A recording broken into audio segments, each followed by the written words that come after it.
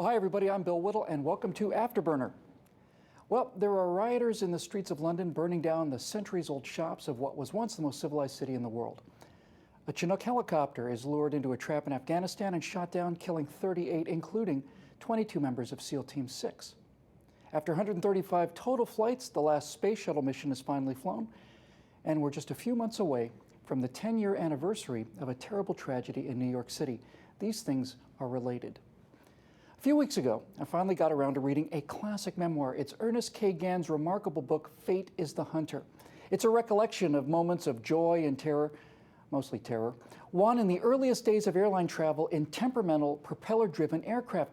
Gann writes about nearly losing his airplane, his crew, his passengers, and his life in heavy icing over Tennessee, or flying into a thunderstorm, or into the walls of a fjord in Greenland 50 feet above the waves, or crashing into the Amazon jungle because of fuel starvation caused by lack of useful charts and navigational aids, or of having his aircraft disintegrate over the Pacific one evening due to elevator flutter caused by a missing bolt, and so on, and so on, and so on. And scattered through all of these pages, the casual, offhand loss of close and good friends. Stiller and McClure, Dreyer and Brand, Elder, Stelly, Hearn and Day, Weeks and McKiernan, Galt and Render, Angstead and Worthington, Gerard and Gessner, Kocher, Wilson and Moen, friends and colleagues, men no less capable or brave than he, whose numbers had come up when his hadn't, and who died trying to save their passengers where Gann had succeeded by one thing only, that one thing being luck. Fate had taken them and spared him to tell us all about it. Now, on November 12th of 2001, American Airlines Flight 587, an Airbus A300 out of JFK, encountered wake turbulence just after departure. Attempting to regain control, the flight crew overstressed the rudder, causing the vertical stabilizer to depart the aircraft, resulting in loss of control and impact into a working-class Queens neighborhood. 251 passengers, 9 crew members, and 5 people on the ground lost their lives.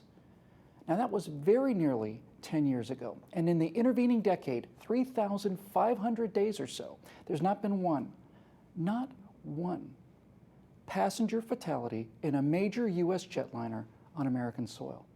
Now, there are about 30,000 commercial U.S. flights per day. 30,000 flights per day for 3,500 days is 105 million airline takeoffs and landings without a single fatality in large jetliners here in America.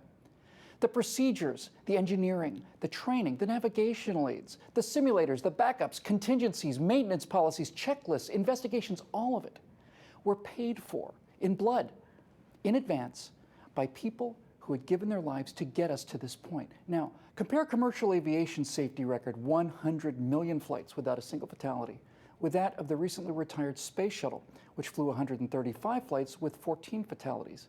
Yes, obviously, spaceflight is an order of magnitude, maybe 2 orders of magnitude more difficult and dangerous, but the reason that we have cheap, affordable, and safe air transportation today and no space transportation whatsoever is simply because we were serious about air travel, serious enough to pay the price in blood and money, and we're not serious about space.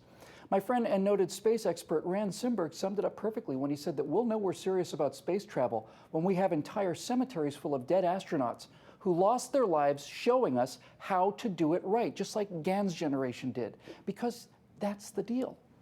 That's what it costs.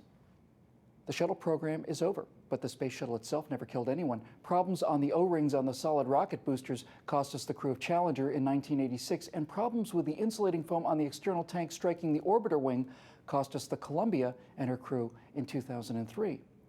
As with civil aviation, we learned from these events that wishful thinking is a poor substitute for good engineering, so we went back and fixed the engineering, but we lost the stomach for it because we didn't go anywhere or do anything new.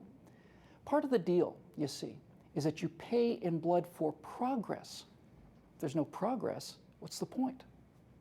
Well, now that the government's out of money, any future we have in space is in the hands of private companies like SpaceX, Bigelow, Armadillo, Virgin Galactic, Xcor, and a handful of others. Whether or not they're going to have the courage to understand this deal we have with reality remains to be seen, but I'm hopeful.